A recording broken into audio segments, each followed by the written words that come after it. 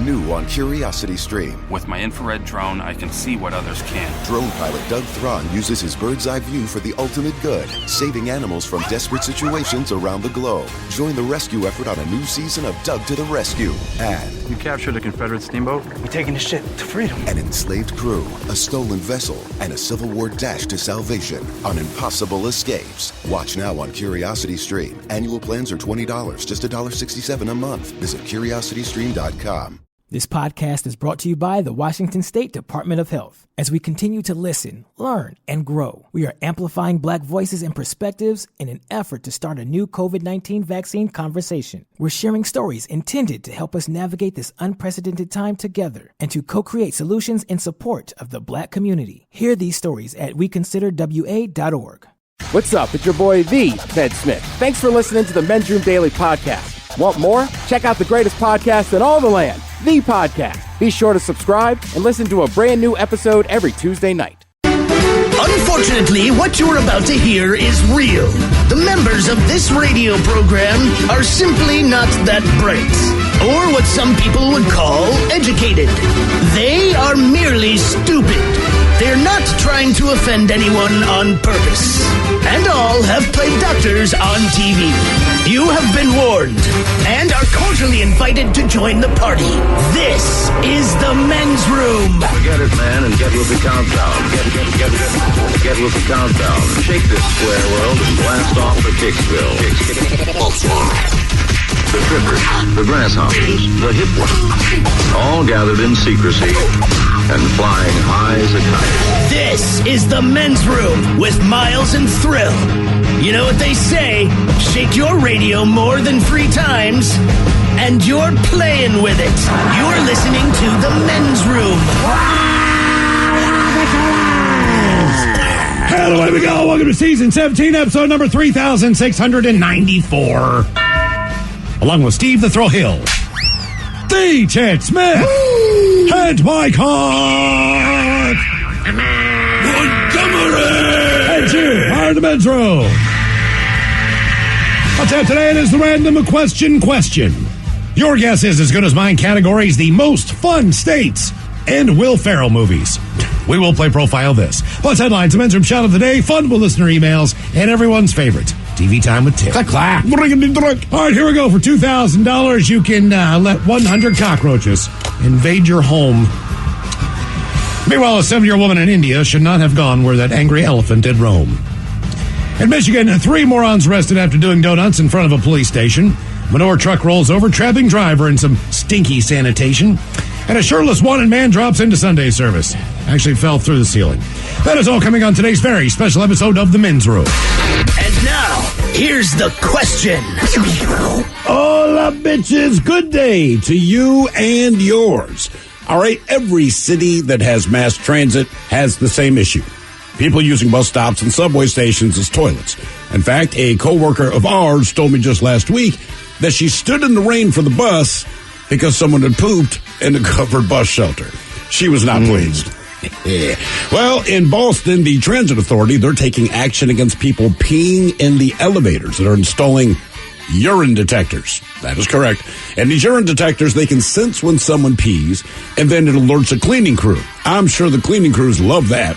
But in Atlanta, they took it a step further. See, their pee detectors, they set off strobe lights, alarms, and contacts the police. So if you really got to go and you're in Atlanta, hold it. But sometimes you just can't hold it. For example, an EasyJet flight was forced to make an emergency landing in Scotland when the captain had what we will call personal plumbing issues. And he went into the bathroom and didn't come back out. In fact, the co-pilot had to land the plane while the captain made an extended stinky. But when you got to go, you got to go. And just so you know, these are just some of the stories that we've come across. Stories that left us with many, many questions. Questions we'd like to ask you in the form of our random question. And this is how it works. You call us, we ask you a question at complete random. And after you share your story, we will share with you the news story that inspired said question. Be a part of the big show, the Random Question. Call 206-421-ROCK. Like the Men's Room on Facebook. Follow us on Twitter and Instagram at Men's Room Live. And send your emails to the Men's Room at KISW.com. New on Curiosity Stream. From time to time, we have collisions between asteroids and the Earth. We track them. We study them. We hope the big one never comes. Don't look up. It's Asteroid Rush. And alligators. They rarely get sick. They even outlasted the dinosaurs. Could they hold the secret to human longevity? Their blood could have antibacterial applications. Wade into the investigation on immortal alligators. Watch now on Curiosity Stream. Annual plans are $20, just $1.67 a month. Visit curiositystream.com. This podcast is brought to you by the Washington State Department of Health. As we continue to listen, learn, and grow, we are amplifying Black voices and perspectives in an effort to start a new COVID-19 vaccine conversation. We're sharing stories intended to help us navigate this unprecedented time together and to co-create solutions in support of the Black community. Hear these stories at weconsiderwa.org. Oh, drat. I was driving along minding my own business when that vulgar leech hit my Beamer with his pickup truck. I fear I've fractured my clavicle. I say, old boy, don't simply put it in the hands of your insurance company to sort it out. Talk with a dedicated row of solicitors at the Advocates Law Firm. Pipe down, you old sod. The Advocates will see your case through to the bitter end and won't sleep a fortnight until they have victory in their grasp. Jolly good, old man. Jolly good indeed. You get injured, the Advocates get results. AdvocatesLaw.com. Debauchery rolls on. You're listening to the Men's Room with Miles and Thrill. 99.9 KISW. Hobatels, away we go. Welcome to Season 17, Episode number 3694. What a large and in charge program we have for you today. Guaranteed future repeat. The exciting return of Your Guess Is As Good As Mine. Our categories this week, we have the 10 most fun states in America. Our friends at Wallet Hub, they did another study. And about 86% of Americans, so they plan to take a vacation this summer. Sure. I think it's summer in a lot of other places. We still plan to take a vacation here eventually, but either way. Yeah. They came up with the 10 most fun states to visit in the United States of America. Now, to determine the states offering the greatest variety and most cost-effective options for enjoyment, Wallet Hub compared the 50 states across 26 key metrics. And that data set ranges from movie costs to access and ability to travel to a national park or maybe to go to a casino. So there's all kinds of different things. Is a national park fun? Like, there's a lot, you go, it's beautiful, it's gorgeous, it might ground you, there's things you appreciate, but I don't know that, like, fun is the word I use for that. You know what I'm saying? I think it depends on the park. Yeah. But in that, like... I mean, if you're in Yellowstone and you could see bison, like, you'd say, that's fun. We saw a bison. I guess. But, like, I appreciate it. It's something I would like to do. I just don't know that fun is the word. I mean, I could be like, my kid got out of the car because he had to pee. He had to run back to the car for the bison got him. That was fun. Yeah. I mean, like, even if you go to Eastern Washington, there's bison farms everywhere. So just like driving on a regular road, it's like, yeah, there's a bunch of bison. Or there's a bunch of elk, or whatever the hell the deal is. I mean, yeah, but that's not the same as seeing him, like, out there. Yeah, but it's almost like, to me... I mean, like, to me, that place is just a giant outdoor zoo. All right? Yeah. I mean, like, the Olympic Animal Farm, is that the name of it? For some reason, they just stay there. That's the closest I've been to Yellowstone. And sure, I'm in a car. We're driving around. All right. Sure, I'm feeding them bread, and they're much friendlier, it seems, than the ones out in the wild. But still, in the end, I'm like... I'm still not getting out of the car and messing with any of these animals. Yep. I think national parks, too, for a lot of people, they travel to the States to go to those parks. Well, if you're going to South Dakota, like, they ain't a whole lot of reasons you're in South Dakota. You know what's a fun national park? In the same way that, like, I think if we went somewhere to Africa, we might try to find a safari. Sure. So I think a lot of people come to the States and they want to go to Yellowstone as they want to see what wild America looks like. That makes absolute sense. If you're from a foreign country, it'd be fascinating. I would tell you probably the funnest national park. Just no one thinks of it as a national park, but the mall in D.C.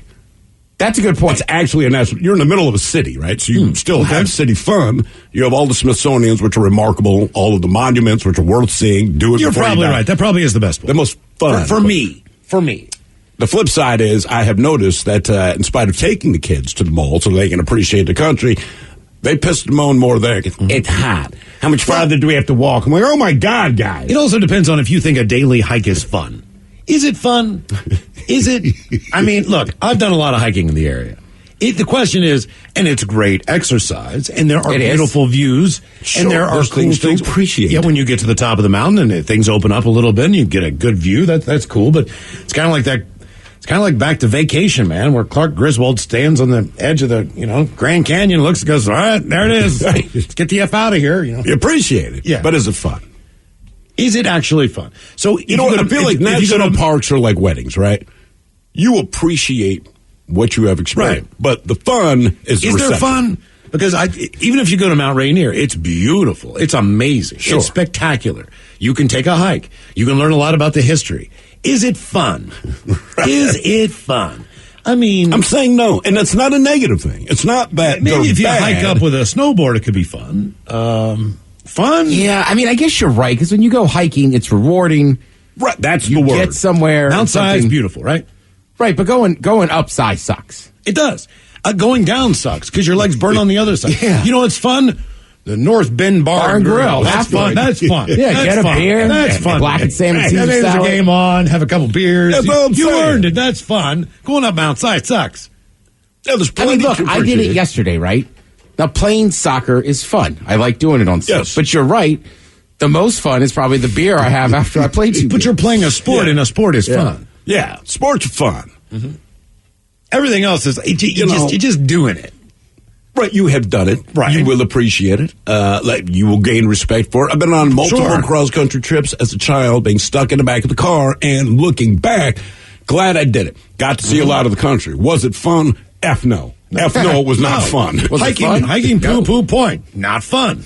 When you get up there and you see the people who are doing the gliding thing that they're doing up there, parasailing, whatever it is, that looks fun. I mean, that's not my game because I'm not into heights, but that's fun. Not the hike up just absolutely blows. So we have the top 10 most fun states. All these fun states, by the way. By the way, when you say fun states, I was like, buzzed. Right. Stoned. Drunk. The only one, as far as the least fun Tailgating drunk. Wedding drunk. fun. I cannot believe it. Honest to God, I cannot believe that Delaware shows up at number 48 on this list. And if you've never been to Delaware, Delaware gets made fun of a lot because it's Because what are they going to do about it's it? known as boring. All right, well, for the most part. But when we were living in Baltimore, Delaware has a NASCAR racetrack. They used to have the closest casino. I believe they were one of the first to do sports book betting in that area. If I'm not mistaken, Delaware was.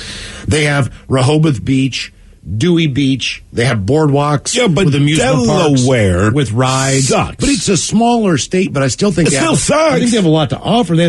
Hell, a third of their whole state is a coastline. So Well, they have beach towns, but Yeah. I'm with you. Like, overall, that state's not very exciting. Maryland Dewey has beach towns. Virginia has beach towns. New Right. York. So look, here's the thing. Delaware ain't proving anything. You just go to Delaware because you don't care what you do when you get there. I'm just telling you this. Delaware's 48, West Virginia's 50. They're night and day. West Virginia is the most least fun state in America. It's not even fun. And it's not even, Delaware has so much more crap going on than West Virginia. I can't even believe it's that But close. you can ski in West Virginia. I mean, there's nothing. Right. Literally, You can I am hike. done. You so. can, all the things Yeah. that are fun. You can do that anyway. Quote unquote fun. Yeah. Right, in Delaware, it's like, don't get me wrong, there's a period of my life where I love Dewey Beach. It's great. Sure. You know, you're 25 to 35. That's where you want to be. But it's a mile-long town. And like, it's just on the weekends. Like, I wouldn't want to live there in the dead of winter. Hell no. Okay. And nobody does. All right. No. Then your other category is the top 10 Will Ferrell movies of all times. Now, this was done by the fine folks at How many Esquire movies magazine. has he been in, actually? I've got a list right here that goes up to 39. He's been in. Wow. Yeah. Damn. I'll tell you some of the ones that are not in the top 10 that you might be surprised. Let's see here. How about Semi-Pro?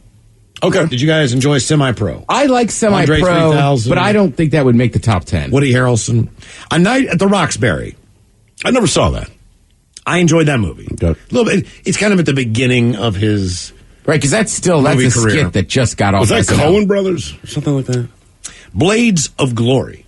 That Great was movie. the ice skating movie. I thought that was fantastic. Yeah. It really was. Amy Poehler and her husband, Will Arnett. Will Arnett, yeah. John Heder was in there as well. That was a fun movie. Austin Powers, T. International Man Nelson. of Mystery. Austin Powers, The Spy Who Shagged Me. None of these are in the top 10. Jay and Silent Bob Strike Back. Wedding Crashers. Not in the top 10. Well, he played big parts in a lot of these. Yes, he did. But you know what?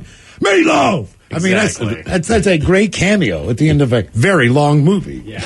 It is, but I'm with Mike. Like, I don't think of that as a Will Ferrell movie. Anchorman 2, The Legend Continues. Not in the top 10. Right, whereas, like, Old School, he's predominantly featured in that. Right. Apparently, he was in Curious George. I never saw that movie. Jesus. You ever seen Vicarious George? He played the man. And Morgan, you've seen Vicarious George. Yeah. He was in Zoolander, Zoolander 2. Yep. Land of the Lost. Get Hard. Daddy's Home. Get Hard is a movie that doesn't get enough credit in my mind. Have you seen that, Mike? I still haven't watched it all the way through. I do want to see it, though. Oh, Get Hard, right. It's him and Kevin Hart. Kevin Hart, yeah. Awesome. That one's number 31 on his list. Damn. No So kidding. give you an idea, yeah. This we got the top 10 Will Ferrell movies. Those are your two categories coming up. With your guess is as good as mine. And today's the day we do our random. Speaking of more stuff, Men's Room Happy Hour coming up for you tonight at 6 o'clock. We get more Men's Room every Monday through Friday, exclusively on the Odyssey app. If you don't have the Odyssey app, download it now. It's absolutely free. And then search for the Men's Room Happy Hour channel. That channel will go live for you at 6 o'clock. We've got some props of the weekend coming up. Ted, I know you went to the, what is it, technically, is it the Symphony, or what is it? Earth, Wind, and Fire. Yeah. I went to the Symphony. That sounds cooler that way. Did they do September? Any of my favorites? No. There was only, you know what, I'm not going to try to fake it. It was very good. There was 3 movements. I like how you use the term movement. Does that mean there's 2 intermissions? No, there's 1 intermission. See, you call it a movement when the song's real long, right? I guess, right, because you're just sitting there, and it's like, I think in the end, I only heard 3 songs, but I was in there for 90 minutes. You're called a movement, see. Your group was only hushed once? Yeah, we got hushed. You got hushed? Yeah. I was a part of it, but I was not happy what was happening next God, year. I can't believe that. I also don't think 40-year-old man gets hushed at the Symphony. I want an edible. Yeah, right. Also, if you've never been to the Symphony, they play like bells to kind of let you know. There's like a they're warning. getting ready to start, yeah. Yeah. I was like, oh man, I feel like I'm in the Squid Games. I'm sure people love that you were there. If you turn around like that, what is going on? And not only that, but you went to saw a rugby match. Yeah, last night. So 2 brand new things. Yeah, I'm just trying new stuff. That's awesome. That's why I ran into George. He slept with an Asian man.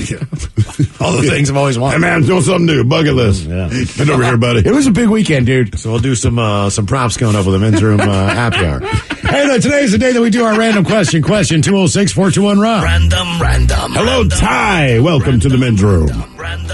Hola. What is happening, Ty? Welcome to the program of the random question. All right, yeah, man. How was your weekend, man? Pretty good. What about yours? Not bad. It went by really, really quick, but it was a good weekend.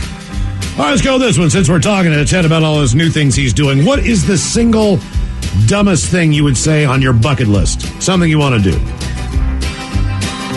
Dumbest thing. But dumb. Like, there's cool things like, I want to see the Eiffel Tower. Then there's dumb things like, I want to bitch slap a polar bear. I'm not sure that I would have any. Do you have anything on your bucket list at all? Yeah, I do. All right, what kinds of things do you want to do? Like, it's important to you to try to do before you die. Something like bungee jumping or... Okay, that's stupid. See, to me, now look, I've jumped out of a plane, and I can't explain this. To me... That's not stupid? It is very stupid, but I feel like somehow it's less stupid than the bungee jump. I don't know why I feel that way, but the idea of bungee jumping terrifies me. Okay. Well, I just don't like the idea of maybe smacking your head off the bottom of the ground and then bouncing back up. That's the one that I've seen that twice in videos. I'm like, oh, that is it's like smack it, right? Come right back up. I mean, that's no. I think my problem is that like with the skydiving, we did tandem, all right, and I can tell you right now, had it not been tandem, I probably would not have jumped out of the plane because when you get to that moment that your feet are hanging out of the plane. As I'm about to tell the guy, hey, man, I think this is a bad idea. Basically, I got hey, man out, and then I realized we are no longer in the plane. Never mind. Doesn't the bungee jump, at least what I see on videos, like they don't push you. They tell you to jump, and then you jump. And I feel like if I'm standing on a bridge and you tell me to jump, my response is going to be no. Reason asked, what's the single dumbest thing on your bucket list?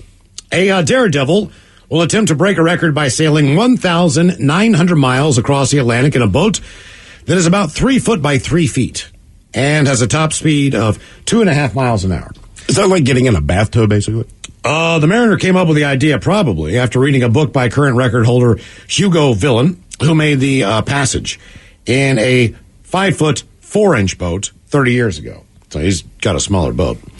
His fiberglass boat, which is half a meter shorter and has a top speed of 2.5 miles an hour, Jesus, man, is a modified version of a ship that another ex-record holder, Tom McNally, designed. During his expected 3-month crossing, he'll survive off of protein-rich substances that's molded around the internal walls of the cockpit to save space. The father of one admitted his wife thinks he's, quote, crackers, but said he wanted to achieve something amazing before he turned 50. I don't know how I would react. Someone's like, you're crackers, kid. It depends who said it. If I say it, it's an insult. Well, yeah. He said, I'm always like to have a real challenge on the go, although my wife quite often feels I'm crackers, but I've said before I'm 50, I want to do something amazing. All my life I've done unusual challenges. It slowly got more and more important to myself to get smaller and smaller and smaller. Speaking about his purpose of the tiny boat, Big C, he said, I think a space rocket would have more room. This is like being stuck in a wheelie bin or a roller coaster for 90 days. And that's what it could be in a worse case scenario. So he's going 1,900 miles. Mm-hmm. This thing's, 3.5 feet, but the top speed is 2.5 miles an hour. I'm already out. Yeah, that's going to take forever. The guy, he delivers yachts around the world and works as a sailmaker. He spent most of his life embarked on nautical adventures. He previously sailed nonstop around Britain and has taken a small 6.5 carbon racing yacht across the Atlantic and up to the Arctic Circle. So he definitely has some experience out in the water. But as he got older, he says he became fascinated by seafarers who have attempted to cross oceans in incredibly small, record-breaking vessels. He said, I bought Hugo's book, A Stormy Voyage of Father's Day. That's about the current world record holder, who has held it since 1993. That kind of started it all since then. It's been a slow but very definite kind of route to try to break his record. He took more than 3 years to complete the fabrication work with his team just on the boat. Again, it's only 3.5 feet tall and has a sail area of about 8 meters, maybe. But despite its miniature size, he says he's confident the vessel will cope with some of the roughest waters that any human can face on the planet. What about sleeping? I mean, even if you sleep in the fetal position, I think I need more than 3.5 feet. Like, that's all good, right, but at some point you go to sleep, and now you got 3.5 feet to work with. Well, he says capsizing is absolutely not an issue because the boat is designed to go over. The hatch seals down to keep it completely watertight, and it will self-right itself. So that's not going to happen. Okay. We know she will be rolled, and she will be battered around, but I've got a full harness in there. There are also 2 big vents on the front of the vessel, and if a waves hit, they will just slam shut. That stops any water from getting in there. And if it's sealed, I've got 40 minutes of air, believe it or not, inside of the capsule. He says he's going to eat a cold protein-based food, which will encase his body around the walls of the boat to save space. My wife's going to be making these protein bags, basically of food, and then we're going to mold them into the hull to maximize space as soon as possible. When you take a poop, I guess you just jump into the Atlantic Ocean. I would just hang my ass over, I guess. Is that what you do? That's what I would do. I don't want to get in the water when I'm pooping because, quick fish show up. Right. I mean, at least if I'm pooping over there, they can show up and I'm not. I bet he's having trouble pooping, though. Why? Just the food? Well, yeah. Well, that's all protein, dude. Yeah. You'd be constipated in the middle of the ocean in a 3.5 foot boat. And I really don't. What about that? Sounds cool to my man. You don't get any exercise. I feel like your Apple Watch would be going like, time to stand now. A lot. Right. More of the random question coming up. 206-421-ROCK. New on Curiosity Stream. With my infrared drone, I can see what others can't. Drone pilot Doug Thron uses his bird's eye view for the ultimate good, saving animals from desperate situations around the globe. Join the rescue effort on a new season of Doug to the Rescue. And You captured a Confederate steamboat? We're taking the ship to freedom. an enslaved crew, a stolen vessel, and a Civil War dash to salvation on Impossible Escapes. Watch now on Curiosity Stream. Annual plans are $20, just $1.67 a month. Visit curiositystream.com. This podcast is brought to you by the Washington State Department of Health. As we continue to listen, learn, and grow, we are amplifying Black voices and perspectives in an effort to start a new COVID-19 vaccine conversation. We're sharing stories intended to help us navigate this unprecedented time together and to co-create solutions in support of the Black community. Hear these stories at weconsiderwa.org.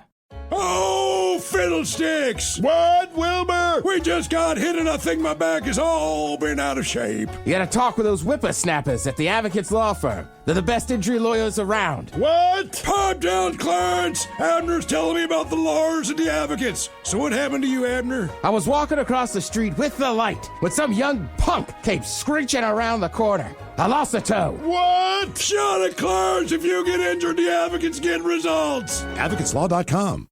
99.9 KISW. The shenanigans continue. This is the Men's Room with Miles and Thrill. We might just have to turn off the phone thing and then turn it back on again. Is that what they say? If something's not working? Oh, yeah, that's the way it's been going. That's my version of IT. You turn on the turn it off, turn it on. Unplug it, plug it back in, right? Sure. If you're on hold for the random question, please call back at 206-421-ROCK. In the meantime, we'll do some random questions in here. Random. By the way, wait real quick. You asked a question about your bucket list item. Yes. Talking about jumping out of a plane. Somebody here says, I would parachute over bungee jump any day of the week. I'm right there with you. Someone else says, Thrill, come on. I just told my wife I'm going to take skydiving lessons this summer. Jumping out of a plane is the biggest rush ever. When I'm certified, you can jump with me. It'll look totally normal. All 6'4" of you strapped to my 5'5" body as we tumble out of the plane at 13,000 feet. Okay. I got a bucket list item with a plane. It involves me landing a plane in a flight simulator. The flight simulator? Correct. Okay, I would say in real life, make it your last item on the bucket list. I would never do that to somebody else. Because someone else is going to be in a plane with me. I mean, if I was a certified licensed pilot, that would be one thing. I'm talking about rookie me going in and fulfilling my fantasy of actually landing a flight, but doing it with a simulator. I'll say you do it in real life, and it's very simple. You have the pilot take off, all right? You reach whatever altitude you're going to be, and then that pilot skydives. So now it's just you. No, I'm not dying. I'm by myself screaming, man. Somebody's going to be with me. You don't know that you're going to die. Yeah. You can land this plane. You got to remember one caveat to this whole idea of mine. Is that as bad? Is that I will be in contact with someone who is able to help me while I'm going through this process. It's not like I'm just going to sit there and figure it out on my own. Much like in the simulator? Correct. Don't be a little punk. Wait. No, you're going to be in contact with someone on a simulator? Yeah. Hey, look, if I'm the only one and the pilot drops dead and I'm the only person, do you know the first thing? I'm getting on the radio, I'm going, guys, the pilot died. What do I do? But this is a simulator. Simulator's not going to tell you what to do. It's just like a plane. That's why you do it. No. Because you're not going to die. All I need is help over the phone. It's like calling IT. Sort of. They say unplug it and plug it back in. Right. Have you tried turning off the plane and restarting it? If I'm in the simulator, I want to try it on my own. Exactly. That's the I would try it on my own after the fact, after I've done it once to see if I could remember what I've done. Have you done the flight simulator? No.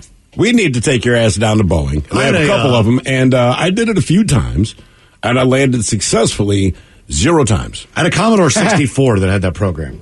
Commodore 64? Yes. I mean... So 13-year-old me... Could you do it on Commodore 64? Oh, yeah. Yeah, because it's Commodore 64, man. It wasn't the most, up-to-date computer at the time. It was. What year did you have the Commodore 64? It was probably 83, 84. Really? Yeah. Ah, yeah, it was. I know. But hey, man, look, how do you think I know how to write DOS? Which comes in handy. Yeah, it really does. I mean, you never know when you're going to need to do that. Sure I do. Never. Random. Hello, Justin. Welcome to the Men's Room. Hola. Justin, welcome to the program. Random question. Here you go. Justin, what would you say? What is your worst habit? What is your worst habit? Worst habit? Probably biting my lip all the time when I'm sitting there. Lower lip, I'm guessing? Side of my lip. Side of your lip. Is it one of those things you do when you think? Think, stressed, bored, hungry, whatever. Probably better than grinding your teeth, though. As far as the damage it can do. So you're saying that there's essentially nothing that you do that is unhealthy as far as a habit goes. Oh, yeah. I mean, I drink too much. Okay. Well, yeah, there's that. How's your diet? What is too much? Like, how much alcohol do you think? How much alcohol do you think you consume in a week or on the average day? Average day, say at least a 6-pack. Oh, I'm right there with you. All right. Although I am told I drink too much, so we're in the same boat. Well, there was a scientific study that came out that said that there are five different things, I believe, that are the determining factors on if you could lead a longer life. And it was basically just straight down to diet, smoking, drinking, exercise, all the basic the stuff we already know. Yeah, all the basic things, and keeping weight off of your body. Again, this is not, we know this. You're just reminding of us of what we already know. You know, until the doctor says, hey, either stop doing this or start doing this or things are going to get worse. We've already made our decision. Right? Yeah. Like, I know that smoking is not healthy. It's probably the worst goddamn thing I do. I have no question about it. But every time I go to the doctor, and much to your guys' chagrin, I end up getting a clean bill of health. I mean, and so the only thing the doctor says, so far, I mean, look, inevitably it's going to catch up. I know this. But right now, they're still like, we still have to ask you if you smoke because we don't hear it in your lungs, your blood pressure, all this stuff. They ask about my diet. They're like, BS. What healthy things do you do? I'm like, I mean, healthy things happen, but at no point do I make a decision about my meal based on health, man. Look, I eat like crap. I drink like a fish. I smoke a ton of cigarettes. And what's crazy, because I'm always honest with the doctor about it, right? Do the occasional drugs, and they look so irritated. Not because of my choices, but because physically I'm in good health. And it actually pissed my doctor off last time. Channing, I was reading I would say the weekends are the biggest struggle. Right. I mean, it's the weekend, like man. You could, like during the week, it's pretty easy. You got a schedule, you're working and stuff. On the weekends, it's like, the hell with it. I can get as drunk as I want, I can sleep in. I was reading Channing Tatum. He agreed to do Magic Mike 3. Okay. It took them almost a year to talk him into doing this movie again. Why?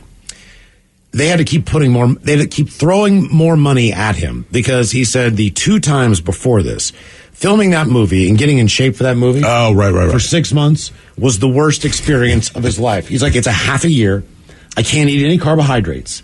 I have to constantly get on the treadmill. I have to do push-ups. I have to work out. Like it never ends as far as I can't. Every single thing that I put into my mouth has to be written down, has to be weighed, all these different things just so he can cut weight and look like, he needs to look to take that role. That's not shocking because when you look at him, he is absolutely shredded in those movies. I agree, but here's what I would say in this modern world we live in. Thank you, James Cameron. I'd be like, look, homie, CG that app. CG that stuff on me. I know I don't have six-pack abs, but you have. So what I'm going to do is, with the exception of my head, is wear a green suit, put me on the green screen, and then make me look awesome. And another thing they do is they do all of the scenes where the guys are stripping or whatever up on stage without the shirts on. Any scenes they need to do if they're, making out with a girl or, whatever the deal is. They do those at the very beginning of the movie. Why do they get it all out? So they want to eat. Oh, it's been 6 right. He's like, look, we're going to like everything with the shirt off. We're going to do it right now. Right now. Like, we're going to get this damn thing over with. It's like watching weigh-ins for a fight. What's the first thing they do? Like, you want to get a bottle of water, just start drinking water. Oh, yeah. Because you've depleted everything out of your body. So I get where they're coming from. Like, we tape these scenes first. Right. I'm like, everybody is hangry. I'm sure everybody is just like right on the edge of like, I'm going to kill somebody if I don't get a donut.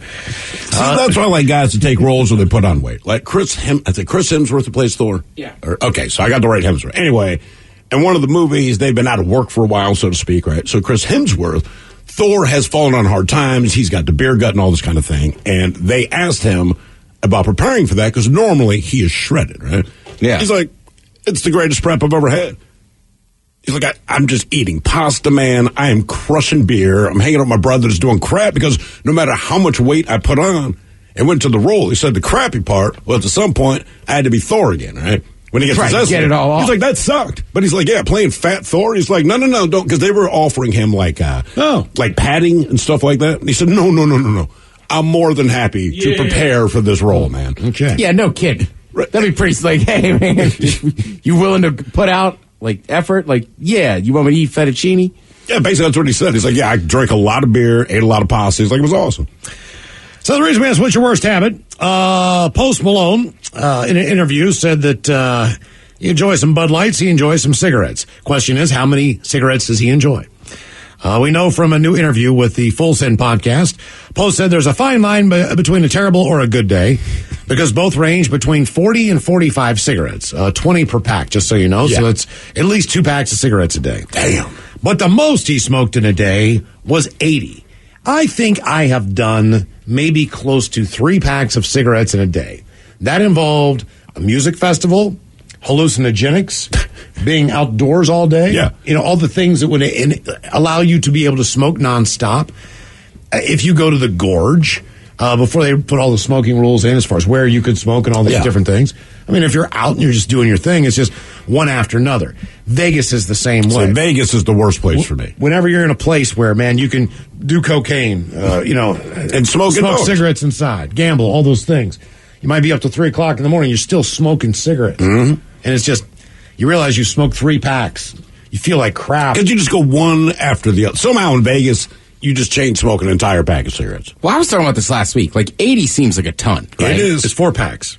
But also, it's very rare to see him, unless he's sitting in a restaurant or like singing. Seems like he almost always has a cigarette in his hand. Mm-hmm. Yeah, but still, man. I mean, that's... He says, I used to smoke in my bed, but not really anymore. That's never a good idea. Now I have a special zone that has my PC in it and my Magic the Gathering stuff, but he didn't say stuff. So I just go down there and effing rip cigs and build decks and die in Apex Legends. He also said smoking has messed up his voice, but isn't worried about it after all. He says, quote, Johnny Cash smoked his whole life. He sounded cool, Either way, Post Malone coming to town, I see here, November 5th, Climate Pledge Arena. He just announced a tour. All right. That's a Saturday night. I would be interested in seeing Post Malone. Yeah, I'd go check him out in a heartbeat. Think he smokes on stage? That's exactly what I was going to ask. Because I know there's rule. All right, so it doesn't matter what venue you play. Anywhere in this country, they have rules of all the things you are not supposed to do, including the performers on stage. Mm-hmm. But when you're at Post Malone level, Guns N' Roses level, they do all the things that they... Snoop rolls out there and he's just smoking a joint on stage. You can't smoke a joint, but he can be on stage. But Post Malone, if he lights up a cigarette, they're not going to say anything. But you have to remember, we're different here. Even before the legalization of marijuana in Seattle, it was almost frowned down upon to be walking down the street smoking a cigarette more so than smoking marijuana. For sure. Without question. So Snoop Dogg at the Paramount on his Puff Puff Pass tour was just lighting one after the other. You couldn't even, if you were in the upper deck, you were having a hard time, from what I understand, seeing the stage. It's from all the smoke? At the Paramount. And it's not too far away. It's just everybody. And then the people who were, and everybody in there is also smoking, because who the hell knows? Right. Just a room full of smoke. But that's marijuana smoke. It dissipates a lot quicker. That's for sure. I mean, look, all I'm saying is Post Malone, I've seen him do enough interviews for I don't think he should be smoking cigarettes in there. I just think he lights up and doesn't care. Now, Keith because Richards... no one's... Because look, here's the thing. They're not going to take you to jail. The worst that's going to happen is you have a fine. And when you're I'll tell you right now, if I had his money, I'd be like, I know I'm not supposed to smoke in there. Here's your $500, whatever. Just leave me alone. I just need a cigarette. Keith Richards... Chappelle's another one. Right. Yep, he does. He smokes. Anywhere. Yeah, Richard said that he was happy that the band was so successful because they're so big now that they only play really outdoor venues.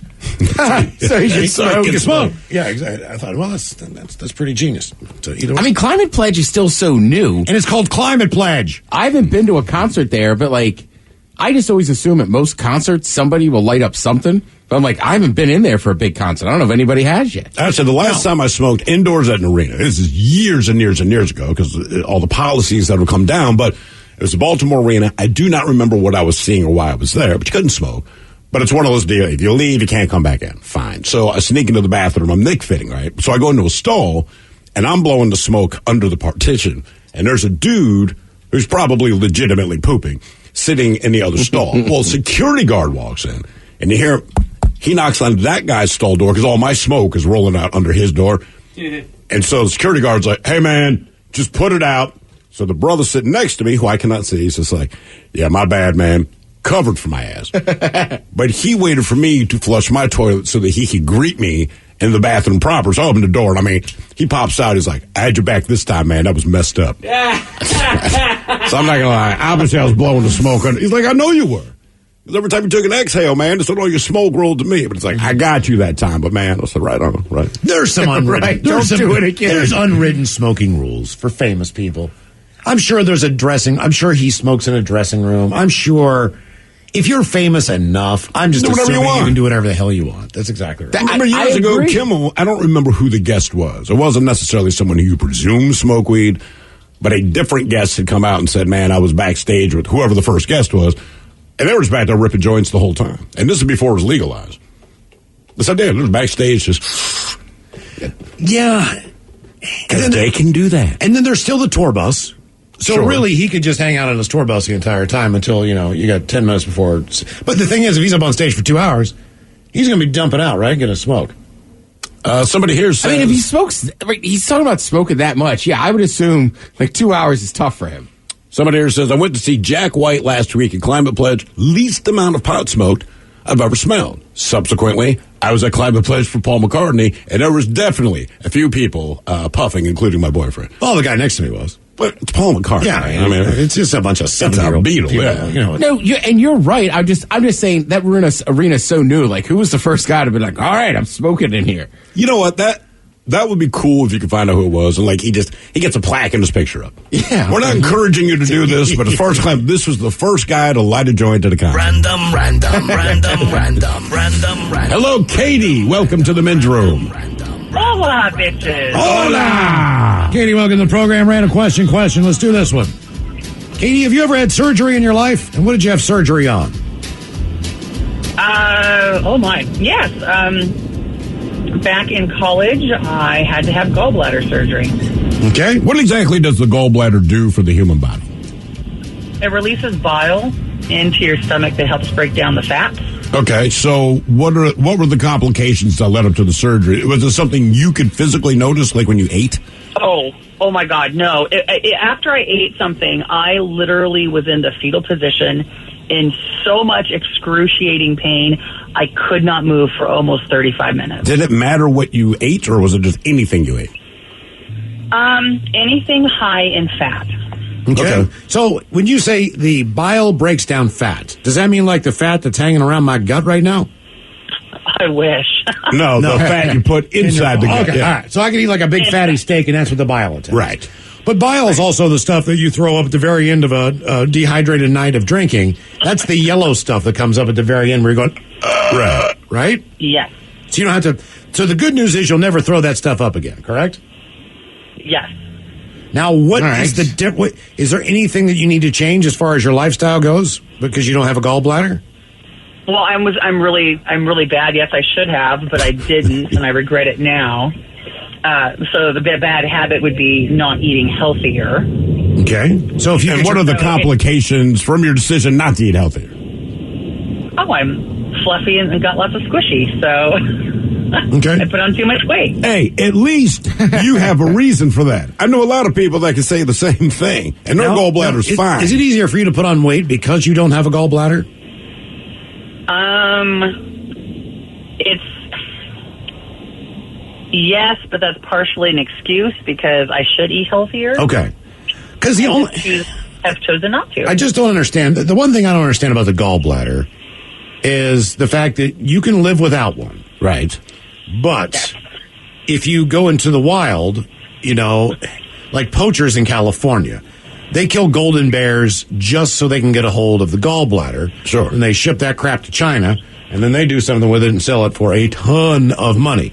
When orcas attack great white sharks, they hit them from the bottom for one thing only. They want to eat their gallbladder. But isn't it nutrient rich? That's what I'm saying. There's something about a gallbladder that's very attractive to a lot of different people, a lot of different things. But apparently you don't need one. And I just don't understand. I don't. It's like the appendix. I know that it's there. People live without it. Tonsils. There's a bunch of disposable parts I really don't understand within the body. No, you're right. Hey, man, there's something wrong with your gallbladder, and if we don't do the surgery, it could kill you.